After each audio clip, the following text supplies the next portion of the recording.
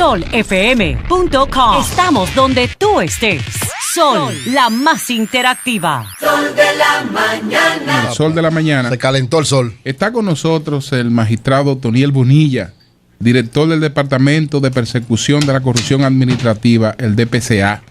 Hemos invitado al magistrado Otoniel Bonilla para que explique al país las razones por las que han sido encartados ya y sometidos a la justicia 2 expedientes.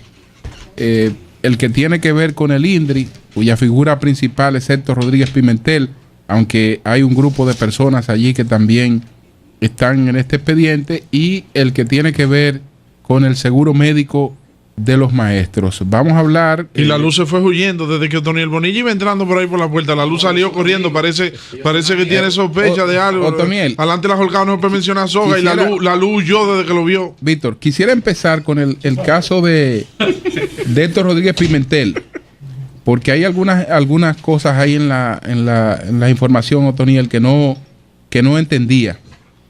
Porque Héctor Rodríguez Pimentel, lo que se ha reseñado hasta ahora, que no tiene que ser necesariamente el expediente, está sometido a la justicia por un problema de una nómina de 1 millón y tanto de pesos que se pagó y no se hicieron las retenciones de impuestos correspondientes. Nada más por eso. Y entonces veo que el caso de Héctor Rodríguez Pimentel fue que se dejaron de pagar 345,000 pesos.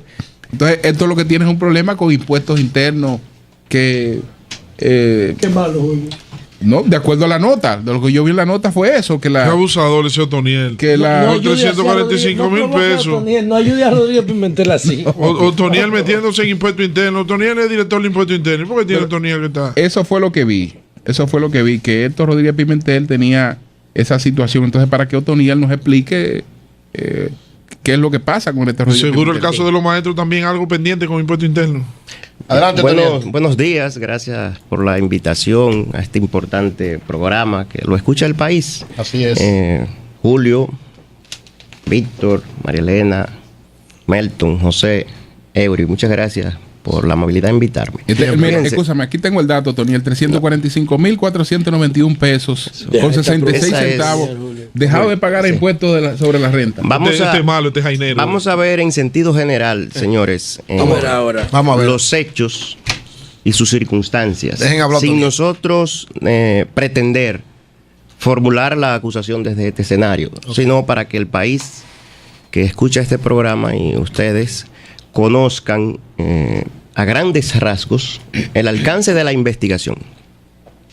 Lo primero que debemos señalar es que las razones por las que hemos decidido imputar a varias personas por distintos hechos y casos distintos, como es el relativo a la investigación sobre el seguro médico para maestros y la investigación y ya acusación con relación a las irregularidades detectadas por la Cámara de Cuentas en el INDRI. En ambos casos tenemos auditorías practicadas por la Cámara de Cuentas. Siempre se le exige a la DPCA cuál es el curso que se le dan a las auditorías que realiza este organismo. Pues por supuesto, el curso es la investigación desde una visión desde el punto de vista penal. Y eso hemos hecho en estos 2 casos. En el caso del INDRI, hace un tiempo, cuando él desempeñaba las funciones, se hicieron algunas denuncias públicas. El Ministerio Público realizó algunas averiguaciones preliminares y encontró que de ellas no se derivaban consecuencias penales y por tanto decidió esperar la auditoría de la Cámara de Cuentas. La Cámara de Cuentas nos envió el informe de auditoría en marzo del año 2011. Fíjense, cualquiera pensaría que esta investigación tiene 3, 4... No. De marzo del 2011 a esta parte es la investigación formal del Ministerio Público. Y a mediados de abril nosotros concluimos esa investigación formal. ¿Qué ocurre? Que el Ministerio Público tiene la obligación legal de que luego de realizada la investigación de los hechos, hacer un acto conclusivo. Y las pruebas son las que van a determinar si son suficientes para que el Ministerio Público pueda radicar una acusación. En la especie, como les señalaba, a esa parte de este año, nosotros concluimos esa investigación. Pero sobrevino un hecho que el Ministerio Público no tenía en sus manos. La auditoría practicada por la Contraloría General de la República en la presa de Montegrande y Sabana Yegua. Entonces, esto obligó al Ministerio Público a ampliar la investigación a ese nuevo hecho. Y es por ello que en vez de presentar los actos conclusivos de la investigación en el mes de abril, lo estamos haciendo ahora, en julio.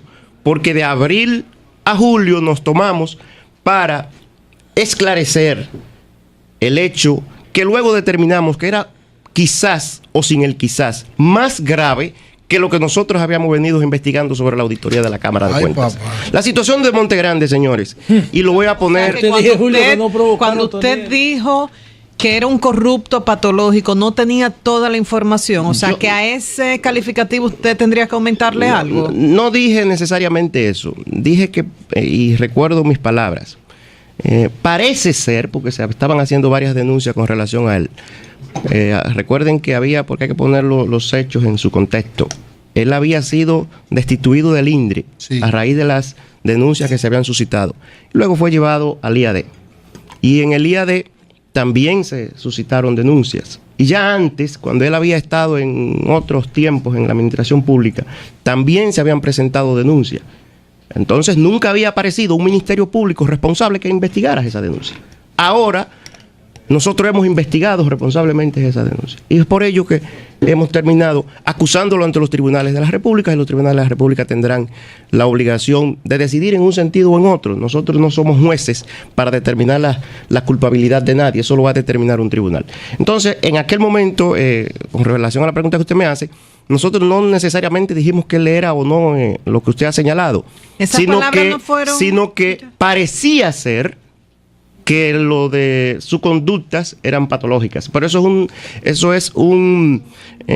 está estudiado por los expertos que analizan las conductas penales de distintos ciudadanos. O sea que tampoco nosotros inventamos el agua tibia. Una conducta delictiva puede constituirse casi en una patología. Pero volviendo al hecho en sí. Cuando nosotros indagamos los hechos relacionados con la presa de Montegrande, hemos encontrado, señores, que de acuerdo a ese informe elaborado por expertos contratados por la Contraloría General de la República, hay una sobrevaluación por el orden de los 56.5 millones de dólares. ¿Y cuánto cuesta la presa? Algo más de 350 millones de dólares. ¿Y por cuánto es la...? ¿Qué hizo la Contraloría? Encontrar los hechos, revelarlos, ponerlo en conocimiento de la administración, en este caso del INDRI, y el INDRI, con la gestión actual, obligar a la empresa a recontratar la obra. Entonces, ya no hay una obligar a la empresa, ¿a cuál empresa? A la empresa Andrade. Sí. O sea, tuvo que variar lo que ya... Hay un adendum que nosotros tenemos y está depositado en el expediente. Entonces es un hecho grave, señores, que ¿cómo se le puede pedir al país que esto quede sin que un tribunal decida? Pero perdóname, Otoniel, o sea que la empresa admite la sobrevaluación, porque al momento de restar eso y hacer un adendum, ¿está admitiendo una sobrevaluación? Ustedes, ya el expediente es público y como tal es de acceso a todos los ciudadanos. Claro, sí. Porque ya ha sido judicializado. Entonces, el que tenga interés en buscar información sobre ello, nosotros estamos prestos a dársela.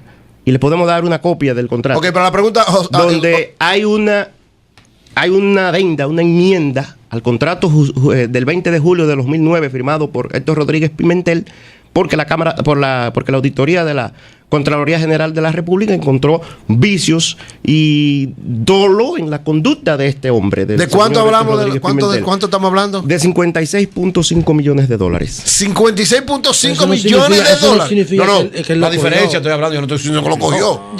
José, pero o sea, ¿qué significa eso? Tenemos que poner en el lo contexto. Que él tiene que hacer es que explicarlo ante un tribunal, pero Claro. no significa que él cogió los 56 millones. No, porque ese monto no había sido desembolsado. Pero había una sobrevaluación en la obra y una sobrevaluación advertida por una comisión. No, porque había una comisión interna del INDRI que hizo la evaluación del contrato, que hizo la evaluación de los precios. ¿Y qué justificación en la investigación que tú hiciste da Andrade para hacer esa nueva? Fíjese lo que ocurre. Esta obra tuvo la particularidad de que inicialmente fue adjudicada a través de un procedimiento administrativo al margen de la ley 340. No hubo licitación, no hubo ningún cumplimiento de las normas previstas en esta ley y sus reglamentos. ¿Pero fue declarada de emergencia esa obra? No, esa obra no. Luego, ante los cuestionamientos, se llamó a una presunta licitación. ¿A una presunta? Sí, porque la Dirección General de Compras y Contrataciones Públicas, nosotros le pedimos un informe sobre esa licitación y ha dicho que tiene vicios, que tiene un sinnúmero de irregularidades y que no cumple con las normas de la ley 340. Entonces, por tanto, es una presunta licitación. De manera que esa es otra de las pruebas que... O sea, que todas las licitaciones de este país son presuntas. No, en este caso hay un dictamen del órgano especializado de la Dirección General de Compras y Contrataciones que nos dice que esa licitación tiene vicios, tiene irregularidades y que no fue cumplida la ley. En este caso, Toniel, bueno, estamos hablando de una sobrevaluación de un contrato. En un contrato, una sobrevaluación que no se ha materializado. Existe la intención porque estaba el contrato allí, pero no se ha materializado la sobrevaluación porque esa obra no se ha ejecutado. Pero ya el hecho ocurrió, Sí. ¿Cómo que ocurrió? No bueno, se dieron los pasos, se hicieron todas las... La responsabilidad en la cuestión esta del contrato era total del INDRI. Sí, total. Porque hubo una comisión designada... Pero no hubo desembolso. ¿Puede el director del INDRI pues firmar un contrato sin tener un poder para firmar ese contrato? Sí, pero el poder no te dice en qué condiciones tú vas a firmar el contrato. Es un poder para que firme, para que negocie los términos del contrato, pero no es para que lo negocie de manera dolosa. Pero no hubo... Es para que lo negocie en defensa del interés público. Pero no para hubo... que lo negocie en defensa de los intereses del Estado. Antoniel, ahí no hay dinero que se erogó. Entonces, incluso hay una intención, pero no hay dinero erogado. O sea, no hay sustracción de dinero del Estado. Y eso solo para examinar este hecho. Y con esto cierro el tema de la presa de Montegrande. Sí. E incluso hay un reconocimiento de unas presuntas cubicaciones sin haberse iniciado la obra por el orden de los 7 puntos y pero erogado, ¿se desembolsó? ¿Desembolsado? ¿Se desembolsó? Bueno, eso es parte de las deudas públicas. Pero o sea, esas comunicaciones se desembolsaron. De ese endeudamiento. No correspondían a los estudios, a los estudios para la obra. Bueno, conforme a ese dictamen de la Contraloría y de los expertos que la Contraloría contrató, dice que ni siquiera se había iniciado la obra. Entonces... Y hubo una erogación de 7 millones de dólares. De un reconocimiento de cubicaciones por algo más de 7 millones de dólares. Bueno, pero la obra no se inicia cuando se da el primer Picasso. Los estudios son parte de la obra. Bueno, pero si se está llamando a licitación para... El proyecto se llama Estudio, Diseños... Perfecto. Se procuran también el financiamiento y la ejecución de la obra. Okay. O sea... No se ha hecho ningún estudio porque eso es parte de lo que se va a hacer luego de la adjudicación del contrato. Y sin estudio, ¿cómo pueden hacer un presupuesto de una obra? ¿Y cómo pueden hacer los planos de una obra? ¿Cómo pueden presentar una obra para conseguir un contrato de préstamo si no hay estudio? Eso le corresponde, en todo caso, a la institución contratante, al Estado, y a través del INDRI.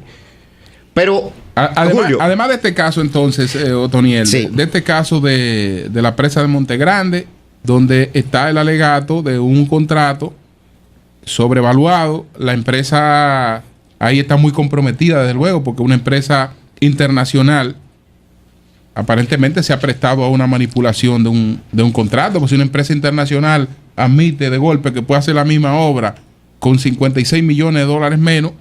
Ella sabía entonces y tenía conocimiento de que ahí había una situación que no era de sobrevaluación, digo, que no era regular. Además del caso de Montegrande. Sí, entonces hay un sinnúmero de hechos que están contenidos en la auditoría de la Cámara de Cuentas. Hay obras que fueron inicialmente contratadas dentro del programa de emergencia existente en aquel momento por las tormentas Noel y Olga, contratadas por 23 millones de dólares. Ya luego, fuera del plazo de la emergencia. ¿Eso fue después de la tormenta? Sí, después de la tormenta. Luego de vencido el plazo de la emergencia previsto en el decreto que declaraba la emergencia correctamente dado por el Poder Ejecutivo, luego entonces fueron incrementadas a través de unas adeudas irregulares, aún con la oposición del consultor jurídico de entonces. El consultor jurídico diciéndole, del no haga eso, no haga eso. Esto debe hacerse un nuevo contrato.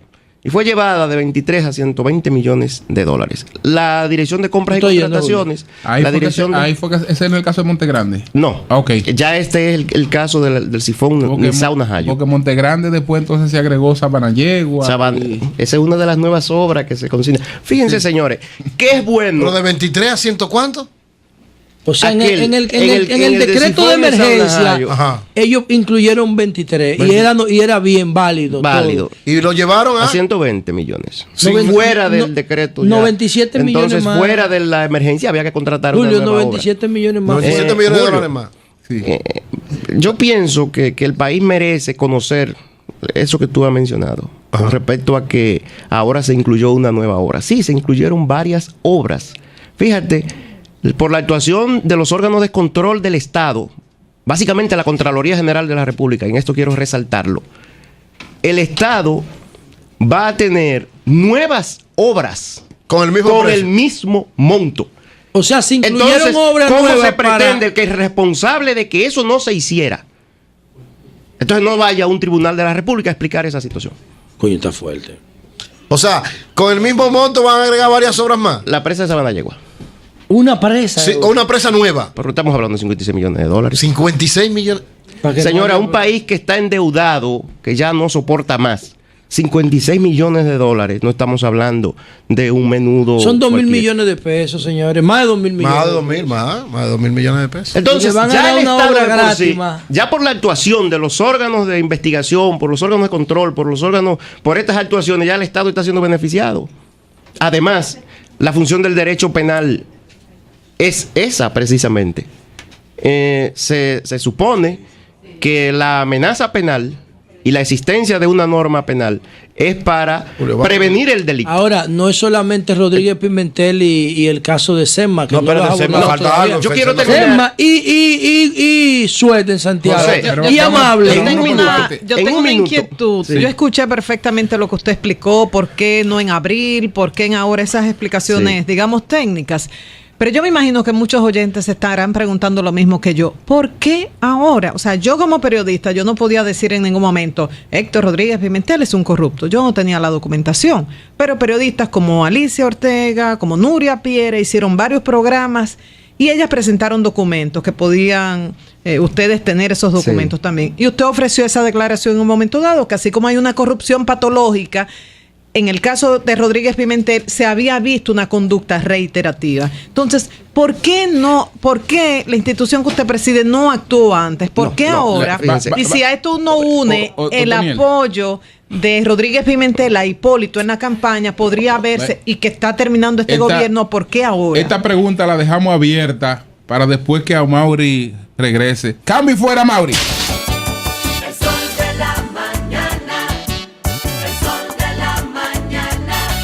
solfm.com. Estamos donde tú estés. Sol, la más interactiva.